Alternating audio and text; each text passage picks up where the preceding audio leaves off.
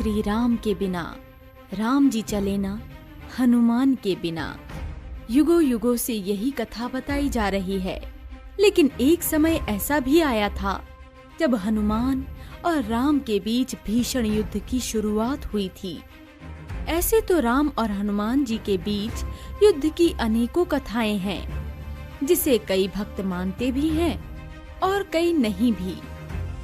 भक्तों के अनुसार इन पूजनीय शक्तियों के बीच युद्ध हो ही नहीं सकता, लेकिन जहाँ प्यार और विश्वास की नींव होती है, वहाँ जरूरी नहीं कि मतभेद हो ही नहीं सकता। हर शक्तिशाली और बलशाली अस्तित्वों की अपनी खुद की भी जिम्मेदारियां होती है, जिसे पूरा करना अधिक ही आवश्यक हो जाता है।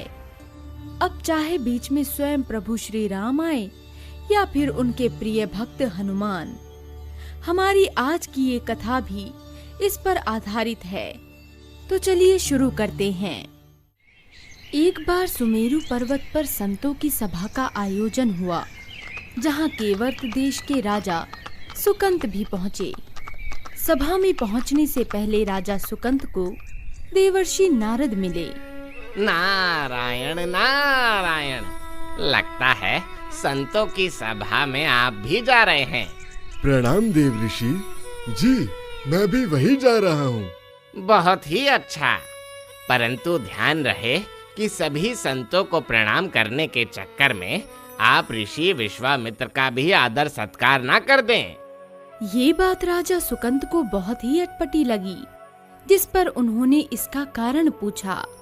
नारायण नारायण, देखिए आप भी एक राजा हैं और विश्वामित्र भी पहले राजा थे। वो तो संत अब हुए हैं ना, तो एक राजा दूसरे राजा को प्रणाम नहीं करता। ये बात सुनकर राजा सुकंत ने हाँ कह दिया और सभा में जाकर सभी संतों को प्रणाम किया। लेकिन ऋषि विश्वामित्र को अनदेखा कर वो आगे बढ़ गए। ये बात विश्वामित्र से सही नहीं गई और वो सीधा राम के दरबार पहुंच गए, जहां उन्होंने श्री राम को अपने अपमान की बात बताई, जिस पर श्री राम ने उनसे ऐसा करने वाले का नाम पूछा और कहा, जो मेरे गुरु के आगे नहीं झुका, उसका सिर ही मैं उसके धड़ से अलग कर दूंगा। ये मेरा प्रण है आपसे गुरु विश्वामित्र। मर्यादा पुरुषोत्तम राम कभी भी अपने वचन से पीछे नहीं हटते, जिसका अर्थ ये हुआ कि राजा सुकंत की मृत्यु निश्चित थी, जिसका बोध जल्द ही राजा सुकंत को हो गया। अपनी मृत्यु श्री राम के हाथों जानकर सुकंत बहुत ही भयभीत हो गया और सीधा नारद मुनि के पास जा पहुंचा। जिसके बाद राजा सुकंत उनसे अपनी जान की भीख मांगने लगा, जिस पर नारद ने उन्हें माता अंजनी की शरण में जाने को कहा और उनसे खुद की प्राण रक्षा का वचन मांगने की बात कही। साथ ही ये भी कहा कि इस बात की सलाह मैंने तुम्हें दी है, इसका ज्ञान किसी को भी नहीं होना चाहिए। राजा सुकंत एक बार फिर नारद मुनि के कहने पर माता अंजनी के पास जा पहुँचे और उनसे अपनी जान की भीख मांगने लगे। पुत्र सुकंत, तुम तनिक भी चिंता मत करो, मैं हनुमान से कहकर ऋषि विश्वामित्र से तुम्हारी जान अवश्य ही बचाऊंगी। सुकंत ये बताना भूल गया कि असल में श्री राम उसका वध करना चाहते हैं। अनजाने में माता अंजनी ने हनुमान से राजा सुकंत की प्राण रक्षा करने का वचन ले लिया। मैं श्री राम की सौगंध खाकर कहता हूँ कि मैं राजा सुकंत के प्राणों की रक्षा अवश्य करूंगा। लेकिन जब हनुमान को ये ज्ञात हुआ कि उन्हें अपने प्रभु श्री राम से युद्ध करना होगा, तो वो विचलित हो गए। परंतु अब वो प्रतिज्ञा ले चुके थे। वहीं दूसरी ओर अपने गुरु को वचन दे चुके श्री राम भी पीछे नहीं हट सकते थे। हनुमान ने श्री राम को इस युद्ध को ना करने के लिए कहा भी, परंतु हनुमान, तुम अपने वचन का पालन करो और मैं अपनी ली हुई प्रतिज्ञा को पूरा करूंगा। बात अब साफ हो चुकी थी कि एक भक्त और उसके प्रभु के बीच युद्ध होकर ही रहेगा। युद्ध के लिए हनुमान राजा सुकंत को लेकर एक पर्वत पर जा पहुँचे, जहाँ उन्होंने अपना विशाल रूप धारण कर राम का नाम जपना शुरू कर दिया। साथ ही राजा सुकंत को अपने पीछे रख उन्हें कीर्तन करने की सलाह दी।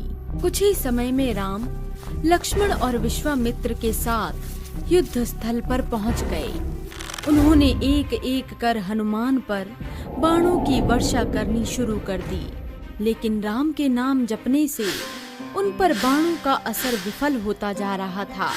काफी देर की विफलता के बाद लक्ष्मण को गुस्सा आने लगा, जिस पर उसने खुद से ही हनुमान पर बाण का इस्तेमाल कर दिया, जो उनके हृदय में जा घुसा।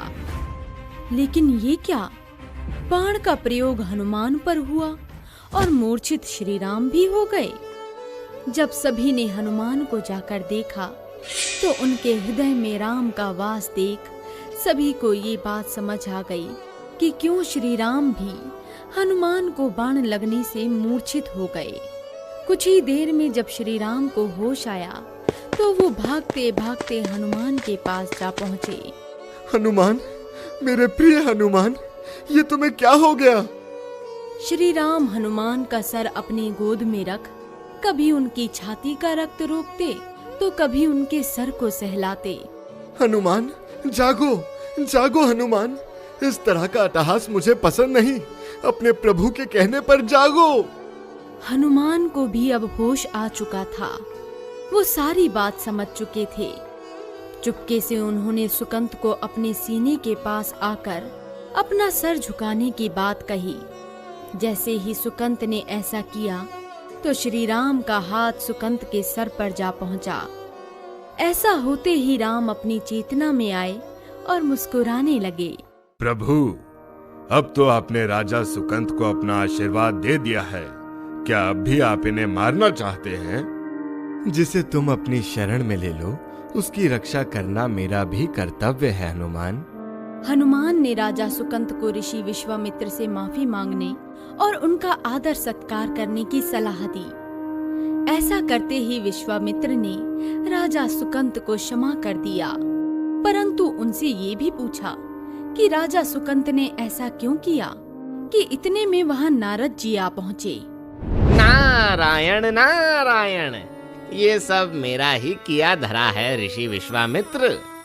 जिस पर विश्वामित्र ने नारद से ऐसा करने का कारण पूछा।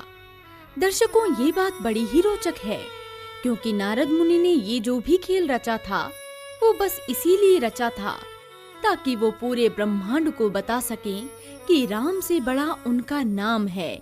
क्योंकि कुछ समय पहले एक सभा में जब राम और उनके नाम पर चर्चा चल रही थी तो कोई भी ये बात मानने को तैयार नहीं था कि राम से बड़ा उनका नाम है। बस इस बात को साबित करने के लिए नारद मुनि ने ये खेल रचा, जिससे बात साफ हो गई कि राम से बड़ा स्वयं उनका नाम है। प्रिय दर्शकों, हम उम्मीद करते हैं कि आपको हमारी आज की राम और हनुमान की ये कथा पसंद आई होगी। इस कथा पर आपका क्या विचार है, हमें नीचे कमेंट बॉक्स में बताना ना भूलें। और अगर हमारी कहानी पसंद आई हो तो इसे लाइक और शेयर जरूर करें, ताकि आपकी पसंद से प्रेरणा लेकर हम आपके लिए ऐसी और भी रोचक कथाएं लाते रहें। जय श्री राम, जय Hanuman. I got the beats, I got the rhymes. I'm gonna make a fire, gonna hit you with the lines. Subscribe to my channel, it's a free ride. All of the videos always updated with the pride.